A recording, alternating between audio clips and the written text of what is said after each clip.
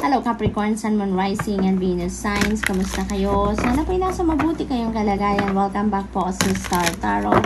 Kung bago kayo dito, welcome din kayo. Thank you sa inyong support. I truly appreciate it. God bless you all po. Tignan natin ang mga messages ninyo for today.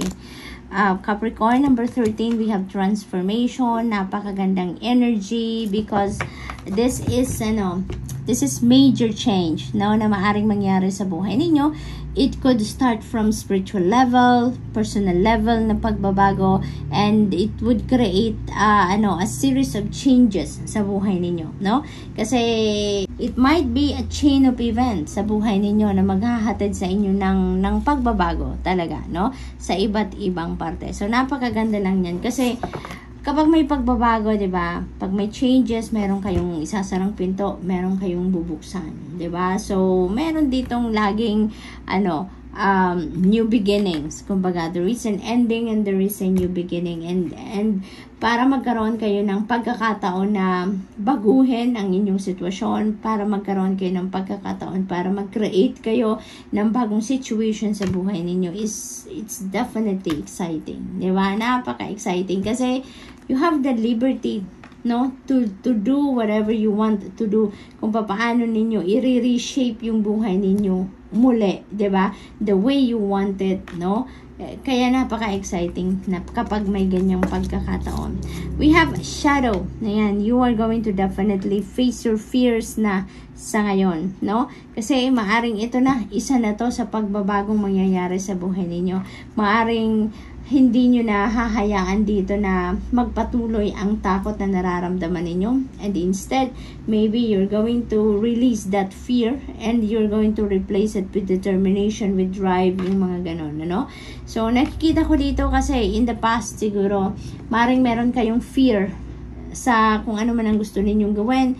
It's holding you back, no? Para gawin ninyo mga bagay-bagay. Kaya ngayon, parang there will be realization dito na bakit nga ba ako natatakot, diba? Bakit ko tinatakot ang sarili ko, no? So, maaring ganon ang ganap. Kaya, maaring baguhin nyo na talaga yan, no? Yung mindset ninyo ay towards positivity, no? Maaring yun ang gagawin ninyong pagbabago din, no? So, what else? We have memories of love. Ayan. So, maybe ang iba sa inyo, Capricorn, na nagmumuni-muni ngayon, maaaring nasa reflection mode kayo, maaari din na nag-emote kayo, mag-isa siguro kayo, kaya, alam mo yun, yung parang inaalala ninyo yung mga mahal ninyo sa buhay, no? Alive, and maybe even those who passed on now on the other side. Maaring naaalala ninyo sila. Maaring mag-isa lang kasi kayo ngayon, maaring nasa malayo kayong lugar, maaring malayo kayo sa pamilya, and ngayon nagmumuni-muni kayo, naaalala ninyo sila, no? So, yun, maaring you are, nag-lit kayo ng candle and you are sending prayer, no? Prayer para sa mga mahal ninyo sa buhay man, or nasa other side na, no? Parang nag-o-offer kayo ng prayer for them, no? Yung ganon. So, we have base chakra. Ayan. Yung base chakra naman, number 1, is this is the root chakra. The other name is root chakra, and that is our, parang energy center ng foundation, energy center ng security, yung ganon. So, maybe ang iba sa inyo dito, may insecurity siguro na nararamdaman, no?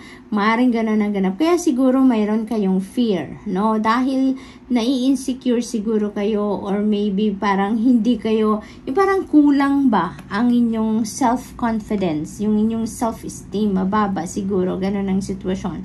But, you know what?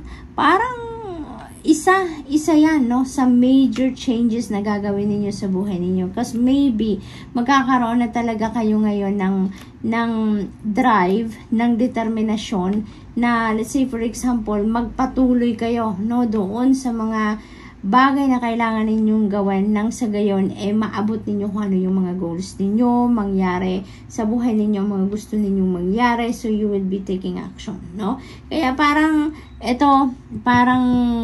i-activate ninyo na dito talaga yung inner strength and courage ninyo. Kaya matatabunan na din yung fear ninyo na nararamdaman, yung pagdududa ninyo sa sarili, yung low self-confidence ninyo. So, it feels like madidissolve yan. No? Madidissolve yan around this time. There will be realizations siguro dito na mangyayari sa buhay ninyo at mababago yan. Babalik ta rin ninyo yan and you're going to move forward. No? So, yun talaga, parang major transformation talaga ang gagawin ninyo dito, no? We have deception and envy. Mag-iingat kayo, ha, Capricorn, sa mga taong nasa paligid ninyo, sa mga taong nakakausap ninyo, sa mga taong nakakatransact ninyo, because there could be deception and envy energy. Maaring maraming naiinggit sa inyo. Maaring marami ang nakangiti sa inyong harapan. Pero kapag nakatalikod ka, maaring kung ano-anong sinasabi against you, no? So, maaring may mga ganon ganap, may mga deceptive energy around you, kaya mag-iingat kayo, lalo-lalo na kung sa trabaho na area yan, ano? Mag-iingat kayo sa mga ginagawa ninyo, sa mga trabaho ninyo. Make sure na, alam mo yun, it's either, kumbaga, recorded ang mga pag-uusap ninyo, or maging careful kayo, no? Lagi kayong merong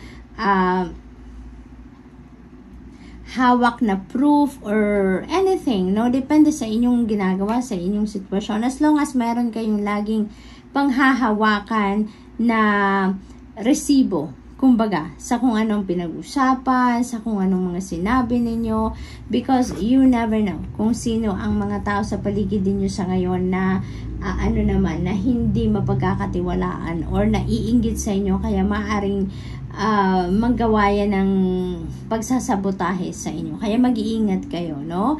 Be vigilant at saka maging maingat kayo. Always be cautious. Sa lahat naman ng oras, dapat ganun talaga tayo para lagi tayong safe. But mostly around this time, you know, this is like a short-lived energy naman. So, kahit saglit lang, no? Kahit ngayong araw lang or in the next 3 days, yung ganon. So, extrang pag-iingat. Okay? So, that's all I have for you for today. Thank you for watching. Love and light. Namaste. Hello, Virgo. Sun, Moon, Rising, and Venus signs. Kumusta kayo? Sana po nasa mabuti kayong kalagayan. Welcome back po sa Star Tarot. Kung bago kayo rito, welcome din kayo. Thank you sa inyong support. I truly appreciate it. God bless you all po.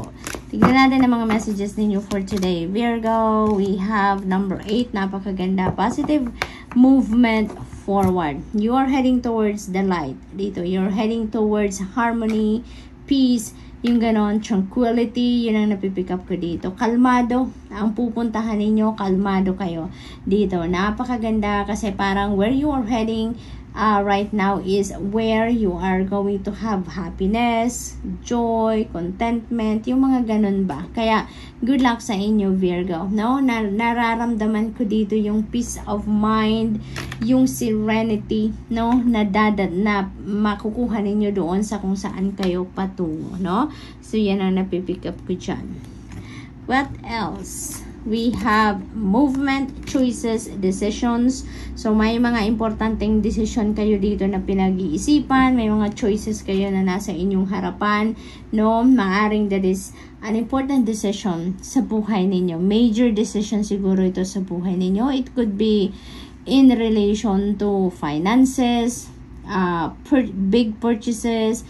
It could be related to marriage. It could be related to relationships. It could be related to job, career, or business. No, maaring ganun. For some of you, maaring meron ditong big decision na kailangan gawin pagdating sa inyong pagbabudget, sa inyong kaperahan, no? Maaring merong important decision dito ang iba sa inyo pagdating naman sa relationship. Maaring some of you are weighing things out, kung handa ka na nga bang mag-settle down, mag-asawa, magpamilya, magganon. Maari din na meron dito ng pinaplanong change of place of residence. Ang iba sa inyo, maaring gusto ninyong mag-migrate siguro sa ibang bansa or gusto ninyong umalis sa lugar kung saan kayo nakatira at maghanap ng ibang lugar na titirahan. Maaaring gano'n ang mga ganap ng iba sa inyo dito, Virgo. No? It could also be a change of career path or change of job siguro dito na kinukonsider din ng iba sa inyo dito. So, kaya nandoon kayo sa stage na marami kayong pagdedesisyonan or may mga importanteng bagay kayo na kailangang pagdesisyonan, no? We have number 1, base chakra. Ayan, this is about foundation, ano? This is about foundation. So, maaring ang iba din sa inyo dito is what are you trying to do now is to lay a solid foundation in terms of major areas sa buhay ninyo, like money, career, and finances, family and relationships, yung mga ganun. So, maybe yun ang ano ninyo ngayon, ang focus ninyo sa ngayon, Virgo, no? Maaring you're planning to save money sa ngayon from here on. Kasi maybe in the past, hindi ninyo nagagawa yan. And now, that is what you're going to plan, no? To start pala, no? Maaring yun ang gagawin na ninyo. For others of you naman, Virgo, parang parang ang iba sa inyo naman dito siguro may insecurity na nararamdaman, no? Maaring may low self-confidence ang iba sa inyo, mababa ang self-esteem ninyo, kaya parang wala kayong tiwala din sa sarili ninyo. Hindi buo ang tiwala ninyo sa sarili ninyo na kaya ninyong abutin ang mga goals ninyo, kaya ninyong ma-achieve ang mga pangarap ninyo, yung mga ganun ba, no? So, yun ang napipick up ko dito din para sa iba sa inyo. So, what else? We have, wow, napakaganda. We have number 9, material harvest. This is a time for you to experience financial comfort. Virgo, napakaganda. Marami sigurong financial blessings ang parating. Maraming financial opportunities ang parating sa inyo dito, Virgo, that is going to bring forth financial comfort, abundance, and prosperity into your life, no? Yung parang it's time for plenty, no? It's time for bounty. Very abundant kayo sa ngayon. So, marami, it could come from different sources, no? Yung mga perang parating sa inyo dito, it could come from different sources.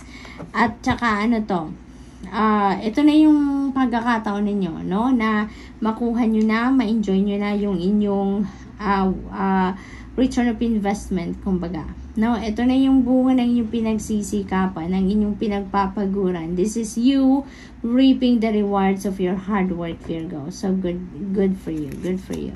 Number 2, we have spiritual union. We have 2 twos. So, this is master number 22. Virgo, please look up for the meaning of master number 22, please, for more guidance. Okay?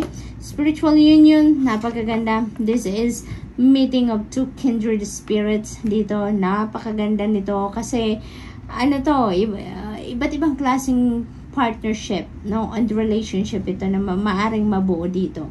Maaring ang iba sa inyo dito, if you're single, maybe you're entering a new love and romantic relationship. Maaring may bagong love connection na mabubuo dito. Maari din na ito ay bagong pagkakaibigan na mabubuo, or maari din naman ito na bagong business partnership, no? Yung ganon. Or maaaring partnership in a project. Maaaring ganon din ang ganap dito. So, napakaganda nito because you're going, whoever this person na makakapartner ninyo sa kahit anong klaseng relationship, magiging kayo dito, magiging in sync kayo, you're going to be supportive of each other, you're going to be click kayo, no? Click kayo agad-agad. Saka, sa lahat ng bagay, almost sa lahat ng bagay, kayo, yung parang you're going to share the same thing, sharing same goals, same vision, yung mga ganun ba. Kaya, very effective ang magiging partnership ninyo ng taong ito. Kasi parang soulmates kayo, Virgo, na parang matagal na kayong magkakilala, parang matagal na kayong nagkakaintindihan, yung ganun ba? So, napakaganda ng magiging relationship ninyo with this person. You are on the same wavelength dito, kaya mag-a-agree kayo on many things, no? So, good luck, and that's all I have for you for today. Thank you for watching. Love and light. Namaste. Hello Taurus, Sun, Moon, Rising, and Venus signs. Kamusta kayo? Sana kayo nasa mabuti kayong kalagayan. Welcome back po sa Star Tarot. Kung bago kayo dito, welcome din kayo. Thank you sa inyong support. Truly appreciate it. God bless you all po. Tingnan natin ang mga messages ninyo for today. Number 13, transformation. Beautiful energy, Taurus. Kasi you are heading towards change, no? At pag may pagbabago, napakaganda, diba?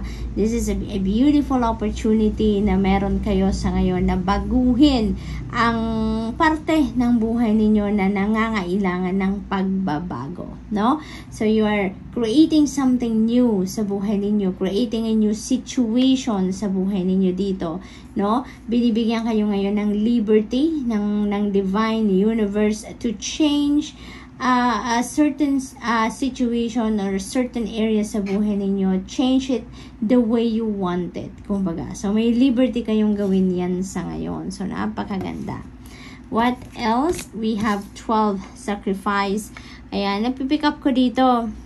Maraming ngayong oportunidad and possibilities na kakatok sa buhay ninyo, Taurus, para magkaroon naman kayo ng pagkakataon to do yourself a favor, no?